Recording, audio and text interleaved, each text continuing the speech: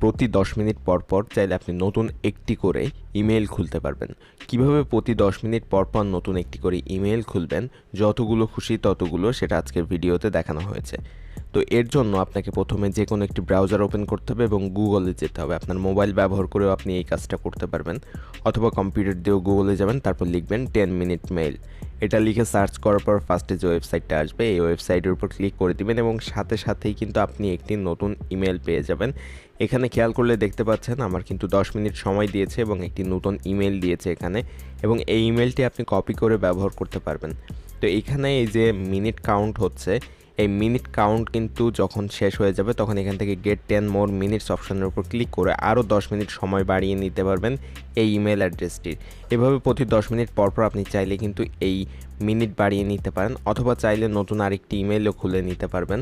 তো এখান থেকে ইমেলটি কপি করলাম এবং আমি এই ইমেল দিয়ে চেক করব যে আসলে এই ইমেইলে কোনো মেল আসে কি না। আমি যদি একটি ইমেল পাঠাই তাহলে সেটা কি এই ইমেল অ্যাড্রেসে আসবে কি না।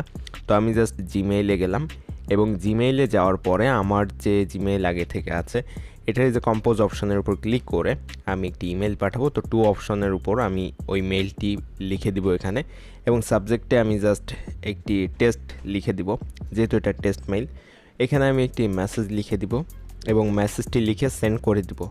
সেন্ড করার পর আমি দেখব যে আসলে এই মেইলটি আমার ওই যে টেম্পোরারি যে মেইলটি খুলেছি 10 মিনিটের জন্য ওখানে গিয়েছে কিনা সেটা। জাস্ট আমি আবার এই ট্যাবে আসলাম এবং এখানে দেখেন আমার ইনবক্স কিন্তু 0, কিন্তু আমি যদি এখান থেকে এই পেজটা রিফ্রেশ করি, রিফ্রেশ করার সাথে সাথে কিন্তু আমার ইনবক্সে একটা মেইল দেখাচ্ছে এখানে, এবং ইনবক্সের উপর যদি ক্লিক করি একটু নিচের দিকে কিন্তু আমার ইনবক্সটি শো করবে। সেখানে আমার একটি মেইল এসছে, এই যে নিচে দেখেন এখানে আমার কিন্তু একটা মেইল এসছে, সেটা কিন্তু এখানে শো করছে। এটার উপর ক্লিক করলাম এবং মেইলটি কিন্তু এখানে দেখাচ্ছে। তো এইভাবে খুব সহজে আমি এই মেইল অ্যাড্রেসটি ব্যবহার করতে পারবো বিভিন্ন ওয়েবসাইটে। তো সেক্ষেত্রে আমি প্রতি 10 মিনিট পর পর নতুন করে একটি মেইল যদি আমি খুলতে চাই তাহলে জাস্ট এই ট্যাবটা ক্লোজ করে দিয়ে নতুন আরেকটি ট্যাব ওপেন করে এই 10 মিনিটস মেইলের ওয়েবসাইটে আসলে আরেকটি ইমেল খুলে যাবে। এবং এই মেইলটি যদি আপনি আরও 10 মিনিট বাড়িয়ে নিতে চান তাহলে যখন দেখবেন 2 মিনিট বা 1 মিনিট বাকি আছে টাইম, তখন গেট 10 মোর মিনিটস অপশনের উপর ক্লিক করে দিবেন। তাহলে এই মেইলটি কিন্তু স্থায়ীভাবে থেকে যাবে 10-20 মিনিট, যতক্ষণ আপনি রাখতে চাচ্ছেন ততক্ষণ।